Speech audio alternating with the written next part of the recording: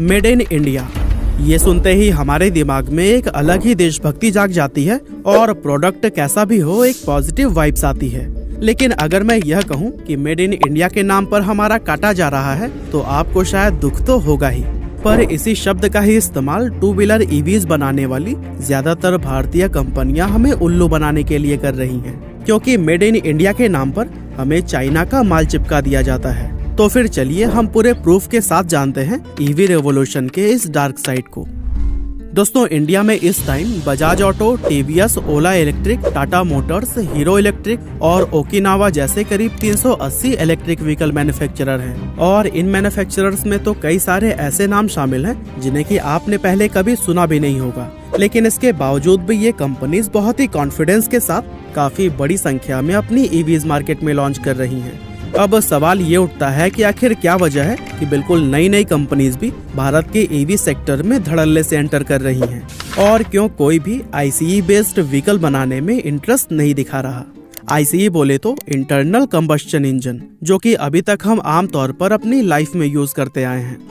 असल में भारत के अंदर ईवी कंपनीज के बाढ़ आने के पीछे के दो मेन रीजंस हैं, जिसमें से पहला है ईवीज का कॉस्ट इफेक्टिव होना, यानी कि ईवी की मैन्युफैक्चरिंग आईसीई बेस्ड व्हीकल के मुकाबले बहुत ही आसानी से और कम खर्च में हो जाती है।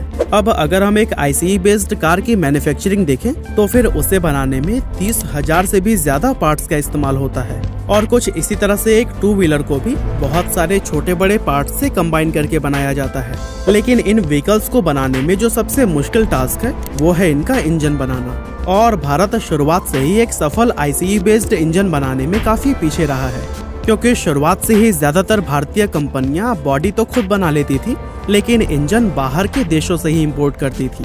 यहाँ तक कि भारत के टॉप कार या फिर बाइक मैन्युफैक्चरर जैसे टाटा, महिंद्रा और हीरो ने भी अपनी शुरुआत बाहर के देशों से ही इंजन इंपोर्ट करके की थी। और 1984 में जो हीरो ने जापानी कंपनी होंडा के साथ हाथ मिलाया था वो भी इंजन के लिए ही था। हालांकि आज के टाइम पर ऐसा नहीं है कि इंडिया में इंजन बनाया ही नहीं जाता, लेकिन एक सच्चाई ये भी है कि भारत की बहुत कम कंपनीज ऐसी हैं जो कि एक हाई क्वालिटी इंजन बनाने में कामयाब हुई हैं। और यही वजह है कि काफी सालों से हमने आईसीई बेस्ड कार बनाने वाली किसी भी नई कंपनी को इस इंडस्ट्री में एंटर करते हुए नहीं देखा। और छोटी तो छोड़िए, बड़ी बड़ी कंपनीज भी इस फील्ड में एंटर करने से कतराती रहती हैं। लेकिन वही इलेक्ट्रिक व्हीकल कंपनीज भारत के अंदर बहुत तेजी से पैर पसारती नजर आई हैं, और इसकी मेन वजह है कि ईवी बनाने में बहुत ही कम की कंपोनेंट्स लगते हैं। अब अगर हम इलेक्ट्रिक स्कूटर की बात करें तो उसके अंदर आमतौर पर सिर्फ 5 से 7 मेन कंपोनेंट्स का ही इस्तेमाल किया जाता है, जिसमें मोटर, बैटरी और कंट्रोलर वगैरह शामिल है। इस तरह ईवीज को बनाने में लागत तो कम आती ही है, साथ ही आईसीई बेस्ड व्हीकल के कंपैरिजन में मेहनत भी बहुत कम लगती है, और ये व्हीकल बहुत ही जल्दी मैन्युफैक्चर होकर सड़कों पर दौड़ने लगते हैं। यही वजह है कि बहुत जल्दी हम मार्केट के अंदर नई नई ईवीज को लॉन्च होते हुए देख रहे हैं। इसके अलावा ईवी सेक्टर में नई कंपनियों की भीड़ लगने के दूसरे रीजन की अगर बात करें तो वो है चाइनीज इंपोर्ट। अब चीन प्रोडक्ट मैन्युफैक्चरिंग के मामले में भारत से कितना आगे है ये तो हम सभी जानते हैं। और अगर हम बात करें इलेक्ट्रिक व्हीकल प्रोड्यूस करने की तो उसमें भी चाइना नंबर 1 पोजीशन पर आता है, जहां साल 2020 में उसने लगभग 4 करोड़ 83 लाख और 2021 में 5 crore 37 lakh electric two wheeler sale किए थे। अब जाहिर सी बात है कि चाइना इतनी बड़ी संख्या में स्कूटर बनाकर उन्हें सिर्फ अपने मार्केट में तो बेचेगा नहीं। ऐसे में चाइना अपने इन ईवीज को दुनिया के और भी कई सारे देशों में एक्सपोर्ट करता है। अब चाइना 2 तरीके से अपनी इन ईवीज को दूसरे देशों में बेचता है, जिसमें पहला है OEM यानी कि ओरिजिनल इक्विपमेंट मैन्युफैक्चरर के जरिए। इसमें जो ओरिजिनल चाइनीज मैन्युफैक्चरर होते हैं वो बड़ी संख्या में ईवीज बनाकर सीधे दूसरी कंपनीज को बेच देते हैं, जिसके बाद से वो कंपनीज इन पर अपना ठप्पा लगाकर मार्केट में इन्हें अपने ब्रांड के नाम से सेल करती हैं। और वहीं दूसरा तरीका है कि चाइनीज कंपनी अपने खुद के ब्रांड नेम पर दूसरे देशों में अपनी ईवीज लॉन्च करती हैं। अब जब भी हम कोई चाइनीज ब्रांड नेम देखते हैं तो हमें पता होता है कि ये चाइना में ही मैन्युफैक्चर हुआ है। लेकिन शायद आपको जानकर हैरानी होगी कि कई ऐसे इंडियन इलेक्ट्रिक व्हीकल कंपनीज भी हैं जो कि कम्प्लीटली मेड इन इंडिया और स्वदेशी के नाम से अपने ब्रांड को प्रमोट तो करती हैं, लेकिन उनके इलेक्ट्रिक व्हीकल्स भी चाइना से ही बनकर आते हैं। यानी कि बस चाइना से इंपोर्ट किए हुए पार्ट्स को असेंबल किया, अपना लोगो लगाया और मार्केट में उतार दिया। लो, बन गया made in India electric vehicle.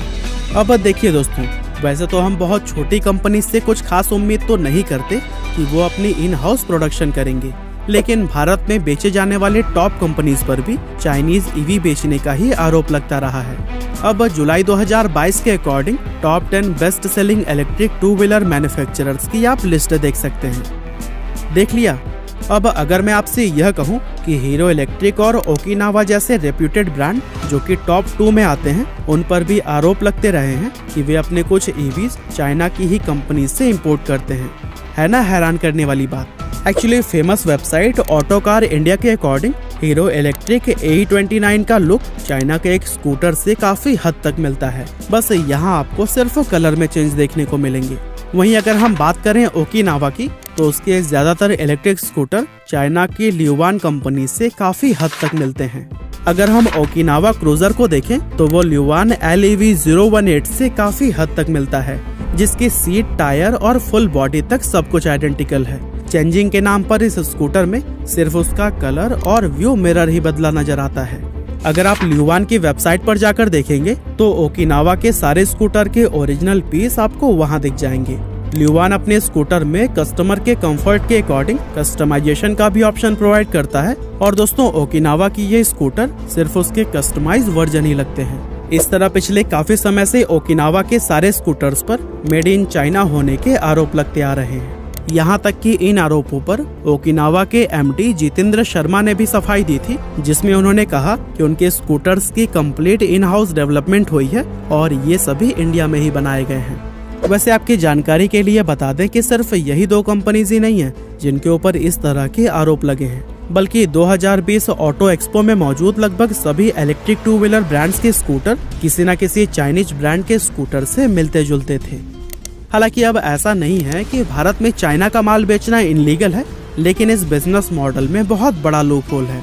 अब शायद आपको याद होगा कि भारत में पहले माइक्रोमैक्स, कार्बन और लावा जैसे ब्रांड चाइना से ही पार्ट्स को इंपोर्ट करके कितने बड़े हो गए थे, लेकिन फिर एक टाइम ऐसा आया कि Xiaomi, Vivo और Oppo जैसे चाइनीज ब्रांड भारत में आए और इतने कम दामों में मोबाइल ऑफर किए कि इन सभी ब्रांड्स की ही छुट्टी कर दी।